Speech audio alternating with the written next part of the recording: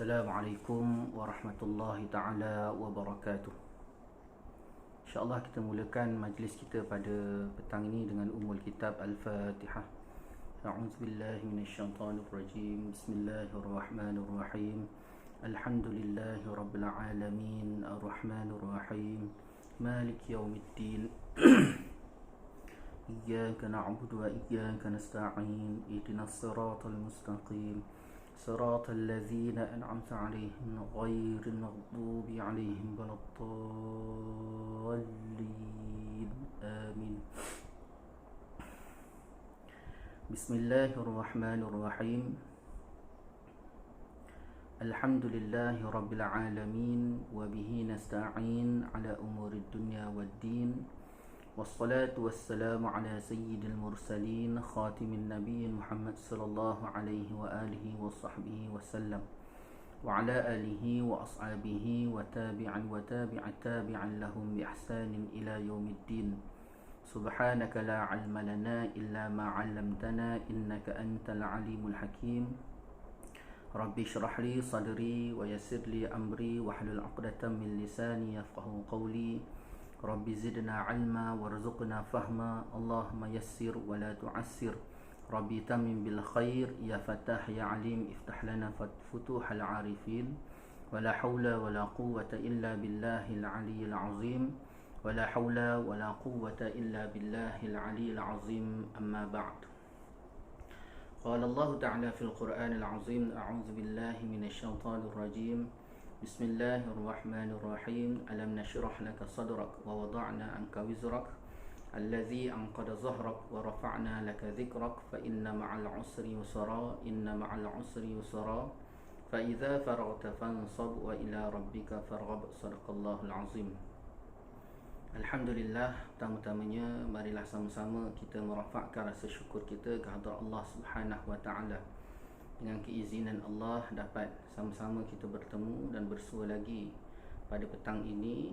Walaupun pertemuan kita ini tidak sebagaimana pengajian-pengajian sebelum ini, hanya sekadar menggunakan online, tetapi kita mengharapkan semoga Allah SWT senantiasa memberkati, merahmati, meredai, dan lebih-lebih lagi kita mengharapkan Allah SWT mengampuni segala dosa kita insya-Allah. Dan rasanya tidak terlewat Ustaz nak mengucapkan salam Aidilfitri, mohon maaf zahir dan batin. Semoga musibah ataupun apa yang kita lalui selama COVID-19 yang didatangkan oleh Allah SWT ini, sehingga banyak perkara-perkara yang biasa kita lakukan tetapi tidak dapat kita lakukan pada tahun ini, pada kali ini, kita harapkan ada kebaikan besar disediakan oleh Allah SWT kepada kita di dunia dan lebih-lebih lagi di akhirat Allah SWT insya-Allah. Dan insya-Allah kita akan sambung lagi pengajian kitab Zadul Muta'allim. Kitab Zadul Muta'allim masih lagi perbicaraan kita mengenai akidah. Dan insya-Allah pada petang ni kita masuk pada rukun iman yang pertama, iaitu percayakan Allah Subhanahu wa taala. Muka surat ke-13. Muka surat 13, rukun iman yang pertama, percayakan Allah Subhanahu wa taala. Qala al-musannifu rahimahullahu taala wa nafa'ana wa iyyakum ajma'in. Percayakan Allah. Ini rukun yang pertama. Rukun iman yang pertama, percayakan Allah. Ini trust. Trust dalam membina keimanan, keyakinan, akidah dalam diri kita, iaitu mesti letakkan kepercayaan dan keyakinan kita benar-benar kepada Allah Subhanahu Wa Taala. Syekh memulakan kata-kata beliau dalam kitab ini, percayakan Allah itu ialah mengaku dengan lidah serta yakin di dalam hati bahawa ada Tuhan yang sebenar yang telah menjadikan sekalian alam ini. Ialah Tuhan yang telah menjadikan langit, bumi, matahari, bulan, bintang, gunung, bukit, manusia, binatang, pohon kayu, tumbuh-tumbuhan dan sekalian kejadian-kejadian yang lain. Jadi apa yang dikatakan percayakan Allah Subhanahu Wa Taala, iaitu kita mesti membuat pengakuan melalui lidah serta keyakinan. Keyakinan tu di mana? Keyakinan tu di sini. Iktikad, keyakinan kita, pegangan kita, hati kita, duduk di hati. Mesti meyakini tadi pertama kepada lidah, melalui lidah kita, lisan kita. Kita yakin bahawa kita menyatakan pada lidah kita bahawa kita meyakini Allah itu adalah Tuhan. Meyakini bahawa Tuhan yang sebenar tidak ada yang lain, hanyalah Allah Subhanahu wa ta'ala. Allah yang pertama, meyakini adanya Allah, dan meyakini bahawa yang menjadikan alam ini, apa yang disebutkan alam ialah ma siwallah. Dalam kitab tafsir Al-Azhar yang telah dikarang oleh Pak Hamka, dalam menafsirkan Al-Alamin, tafsir daripada ayat Alhamdulillahi Rabbil Alamin. Kan Al-Alamin tu dengan makna sekalian alam. Apa yang dikatakan sekalian alam? Iaitu ma siwallah. Apa maksud ma siwallah? Iaitu sesuatu selain dari Allah. Jadi Allah, selain daripada Allah, itu adalah alam. Allah Tuhan, Allah Khaliq yang menjadikan. Maka selain daripada Allah, Allah jadikan. Itu dipanggil makhluk. Allah yang menjadikan, Khaliq, Allah yang menjadikan. Yang sekelilingnya yang dijadikan oleh Allah disebut sebagai ma siwallah. Sesuatu perkara selain daripada Allah dipanggil alam. Allah lawannya alam. Allah Khaliq, alam adalah makhluk ataupun yang dijadikan oleh Allah Subhanahu wa ta'ala. Jadi dalam nak meletakkan keyakinan kita, mesti syarat yang pertama lisan kita, dan yang kedua mestilah meyakini melalui akidah, iktikad, pegangan hati kita. Dan kalau kita lihat dalam kitab yang lain, ulama sempurnakan bahawa yang ketiga mestilah melalui perbuatan. Barulah sempurnanya iman seseorang itu. Kesempurnaan keyakinan dan keimanan seseorang itu melalui tiga perkara. Tiga dia meyakini tadi. Keyakinan tadi melalui tiga perkara. Pertama, melalui akidah, hati, membenarkan melalui hati. Yang kedua, membenarkan melalui lidah, lisan, kata-kata, ungkapan. Dan yang ketiga, membenarkan melalui perbuatan. Macam mana kebenaran tadi? Macam mana dia membenarkan tadi? Iaitu dia meyakini bahawa Allah adalah Tuhan yang sebenar. Itu pertama. Dan dia meyakini bahawa yang menjadikan alam ini adalah Allah Subhanahu wa ta'ala. Okey. Syekh terangkan lagi. Apa maksudnya? Iaitu Tuhan yang telah menjadikan langit, bumi, matahari, bulan, bintang, gunung, bukit, manusia, binatang, pohon kayu, tumbuh-tumbuhan dan sekalian kejadian yang lain. Maknanya semuanya itu dijadikan oleh Allah SWT. Tidak ada sesuatu perkara yang tidak dijadikan. Dia ada dengan sendiri, mustahil. Tidak ada sesuatu perkara yang terjadi dengan sendiri, mustahil. Mesti ada, mesti setiap sesuatu perkara yang ada yang menjadikan. Dan ada yang menjadikan tadi iaitu Allah Subhanahu wa ta'ala. Tu kita kena letak. Kena letak dalam akidah kita, pegangan hati kita, lisan ungkapan kita, dan juga melalui perbuatan. Perbuatan ni macam mana? Perbuatan ini dilihat melalui ketaatan. Ketaatan kita terhadap segala perintah Allah. Ketaatan kita dalam meninggalkan segala larangan Allah. Itu menunjukkan bahawa kita meyakini Allah itu Tuhan kita. Melalui ketaatan kita melaksanakan perintah. Allah perintah kita. Dan Allah larang kita melakukan suatu perkara. Perintah kita laksanakan, larangan Allah itu kita tinggalkan. Maka disitulah tandanya seseorang itu benar-benar meyakini Allah itu adalah Tuhan dia. Melalui tindakannya tadi. Jadi kalau seseorang itu menafikan ataupun mengingkari perintah Allah, ataupun mengerjakan segala larangan Allah, mengerjakan larangan Allah, maka secara tak langsung dia telah menafikan Allah itu Tuhan dia. Itu sebabnya bila kita buat sesuatu perkara yang Allah Ta'ala larang, contohnya Allah larang kita minum arak. Kita minum arak, na'udzubillah min zalik. Kita minum arak, maka kita tu dituntut supaya bertaubat. Taubat kita itu atas dasar apa? Atas dasar mengingkari dan secara tak langsung untuk memelihara keimanan dan keyakinan kita, supaya jangan sampai kita menafikan Allah itu Tuhan kita. Itu takut tu. Begitu juga Allah perintah kita solat. Allah perintah kita solat, tapi kita tak solat.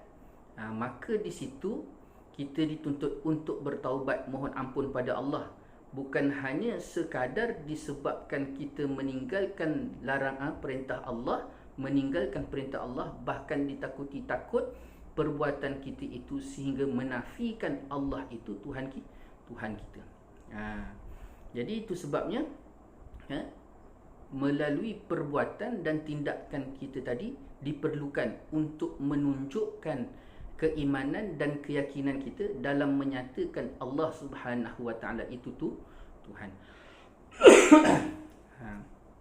Kemudian Syekh menyambung lagi.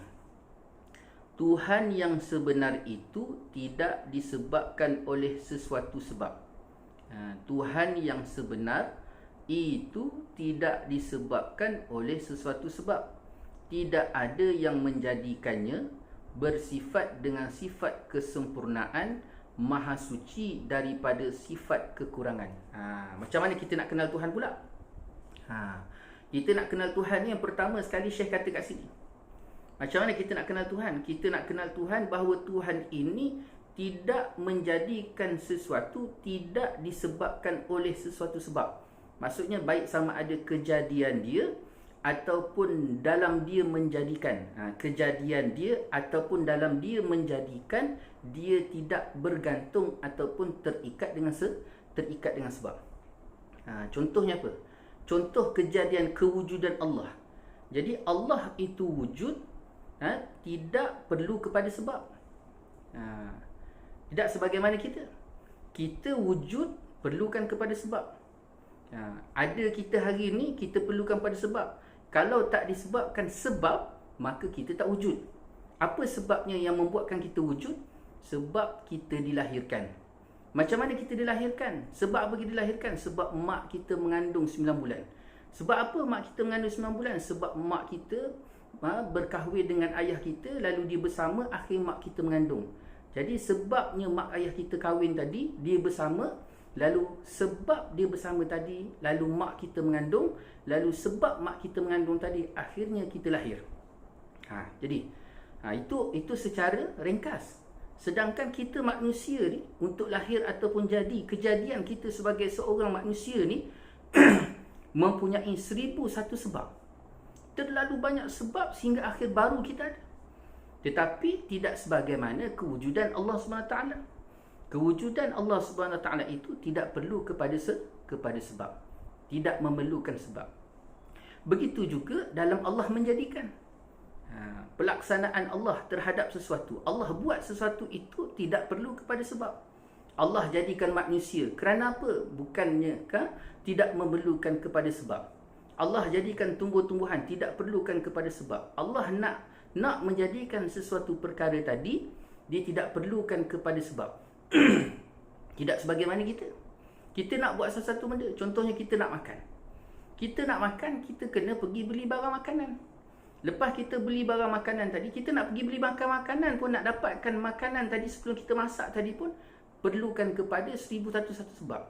Nak kena naik motor, tak ada motor, naik kereta, tak naik kereta jalan kaki, tak naik bas, sampailah pergi pasar, kena beli pula, bawa balik, kena masak, lepas masak, kena sebab, akhirnya barulah jadi nasi goreng. Bila nasi goreng pula, nak sampai makan ke mulut tu pun, kalau tak disebabkan tangan kita yang berusaha untuk pegang nasi tadi masuk ke mulut kita, maka dia pun tak akan masuk. Jadi hidup kita ni mempunyai keterikatan dengan 1001 sebab dalam nak menjayakan kehendak kita. Tetapi Allah SWT tidak. Allah nak jadikan manusia tak perlukan kepada sebab, tak perlukan kepada itu, tak perlukan kepada ini, tak perlukan. Allah Ta'ala kata apa? Kun fayakun. Kun fayakun. Adakah kepada Allah Ta'ala perlukan kepada perkataan kun? Tak. Allah datangkan dalam Al-Quran perkataan kun tersebut nak menggambarkan hanya sekadar gambaran kepada kita bahawa Allah jadikan sesuatu itu dengan mudah. Bukannya perlu ada perkataan kun baru boleh. Tak. Hanya gambaran kepada kita bahawa Allah jadikan sesuatu itu dengan mudah. Ini perbezaan di antara kita dengan Allah Subhanahu Wa Taala sebagai Tuhan. Kemudian Syekh kata apa lagi? Tidak ada yang menjadikannya. Jadi Allah Ta'ala ni tak ada sesuatu yang menjadikan. Kita ada. Kita yang menjadikan kita Allah. Tapi Allah Ta'ala tidak. Allah itu wujud. Wujudnya Allah itu tidak ada permulaan dan tidak ada akhir. Kita wujud ada awal daripada tak ada. Yulijul laila fin nahar, tulijul laila fin nahar, wa tulijul nahara fil lail, wa tukhrijul hayya minal mayt, wa tukhrijul mayta minal hayy, wa tarzuqu man tasha'u bighairi hisab. Daripada tak ada, kemudian ada, kemudian tak ada, kemudian ada balik. Itu pun adalah di antara daripada kehendak Allah Subhanahu Wa Taala. Tapi Allah Subhanahu Wa Taala itu wujud, tidak perlu kepada tiada, kemudian ada, kemudian tak ada, kemudian ada. Memang sedia ada. Itu sebabnya nanti dekat depan kita akan belajar tentang sifat-sifat yang wajib bagi Allah SWT. Itu sebabnya perkara yang kedua yang perlu kita tahu bahawa Allah SWT ini sebagai Tuhan, dia tidak dijadikan. Itu sebabnya kalau kita lihat agama-agama lain yang mana Tuhan dia terpaksa dibentuk, dibuat, direka bentuk, diadakan, maka itu bukan sifat Tuhan. Sifat Tuhan itu ialah tidak dijadikan oleh sesuatu yang lain terhadap dirinya. Tak ada. Dia jadi dengan sendiri? Tak juga. Dia wujud dengan tanpa awal dan akhir. Kemudian saya kata apa? Bersifat dengan sifat kesempurnaan. Allah SWT ni mempunyai sifat yang sangat sempurna. Itu sebabnya sifat yang wajib bagi Allah SWT digaris pandukan oleh ulama akidah ada 20 sifat. Dan nama yang sempurna bagi Allah SWT ada 99 nama. Tetapi nama tadi adakah 99 saja? Tak. Dan sifat tadi adakah 20 sifat saja? Tak. Sifat yang ada pada Allah adalah sifat yang sempurna bagi Allah itu banyak. Setiap sifat yang membawa kesempurnaan bagi Allah SWT itu, maka sifat itu hak Allah. Bukan hanya keterikatan dengan 20 sifat. Tak. Cuma 20 sifat tadi didapati oleh para ulama di dalam Al-Quran dan hadis Nabi SAW. Lalu mereka himpunkan jadilah 20 sifat. Untuk apa? Untuk memberikan kemudahan kepada kita mempelajari dan mengenali Allah SWT melalui sifat-sifat Allah melalui Al-Quran dan hadis Nabi SAW. Maha suci daripada sifat kekurangan. Di antara sifat Allah SWT, dia tidak ada sifat yang kurang. Tidak sebagaimana kita. Kita ini terdedah dengan kekurangan dan kita ini mustahil sempurna. Semakin kita kaya, menunjukkan semakin kita tak sempurna. Orang miskin tak sempurna, orang kaya tak sempurna, orang yang punya kedudukan yang tinggi tak sempurna. Tak ada yang sempurna. Contoh, saya kaya milion duit juta-juta, rumah besar, kereta berpuluh. Cuba bayangkan, rumah sebesar-besar, katalah ada 10 bilik ataupun 20 bilik, siapa yang nak mengurus rumah sebesar-besar tu? Kalau tak ada bibit dalam 5 orang ke 10 orang untuk kemas rumah tu, untuk bersihkan rumah tu, untuk maintenance rumah tu, maka sudah barang pasti menunjukkan walaupun saya kaya tetapi saya masih lagi memerlukan kepada sesuatu yang lain untuk memberikan keperluan kehidupan saya. Begitu juga orang miskin apatah lagi. Perlukan itu, perlukan ini. Allah jadikan kekurangan dalam diri kita, dalam kehidupan kita ini untuk melahirkan dalam diri kita merasakan bahawa Allah Subhanahu Taala itu satu-satu yang sempurna. Kekurangan betapa besar rahmat ataupun kebaikan di sebalik daripada kekurangan yang ada dalam diri kita, dalam kehidupan kita, maka dengan kekurangan tadilah menjadi jalan ataupun menimbul dan menumbuhkan rasa kesempurnaan kepada terhadap sifat-sifat Allah Subhanahu wa taala. Masya-Allah, Allah sempurna, aku tak sempurna. Itu sebabnya sehebat mana sekalipun kita dalam satu-satu perkara, kita ni jago masak, tapi pasti ada satu ketika keadaan masakan kita tadi tak sebagaimana yang kita ingin, tak sedap. Apa hal ni, tiba-tiba hari ni rasa masin. Apa hal hari ni rasa tawak. Kerana apa? Kerana Allah nak menunjukkan bahawa kita masih lagi tetap terdedah dengan sifat ketidaksempurnaan. Dan sifat ketidaksempurnaan tadilah memberikan peringatan kepada kita yang sempurna hanyalah Allah Subhanahu wa taala. Kemudian Syekh kata apa lagi? Ialah Allah Tuhan yang menjadikan sekalian makhluk. Ialah Tuhan yang layak dan patut disembah. Jadi Allah yang jadikan sekalian makhluk. Allah jadikan kita, Allah jadikan alam. Maka sudah barang pasti yang wajib kita sembah hanya pada Allah. Allah jadikan kita. Bukan hanya sekadar Allah jadi, Allah letak. Tak. Allah ni diikat kita dengan qada dan qadar dia.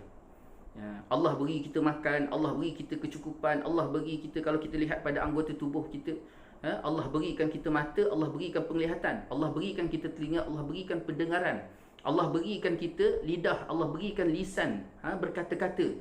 Allah berikan kita dua tangan yang boleh bergerak. Bukan hanya dua tangan tapi boleh bergerak.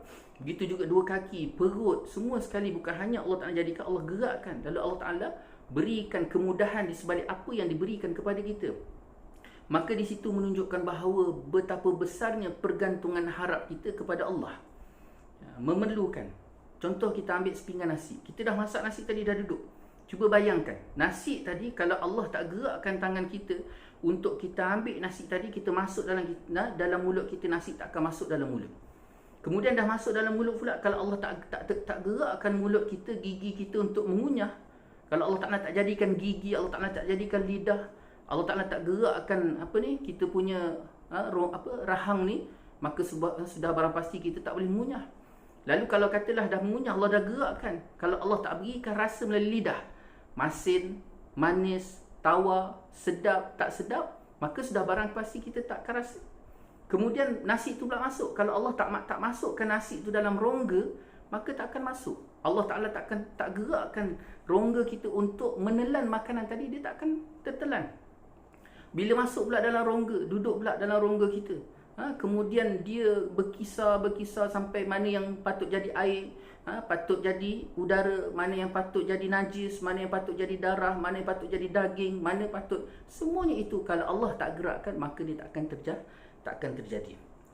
Bukan sekadar Allah jadikan kita, tetapi Allah dia kawal diri kita. Itu sebabnya Allah Ta'ala sebut Alhamdulillahi Rabbil Alamin. Alhamdulillahi Rabbil Alamin. Segala puji-pujian bagi Allah.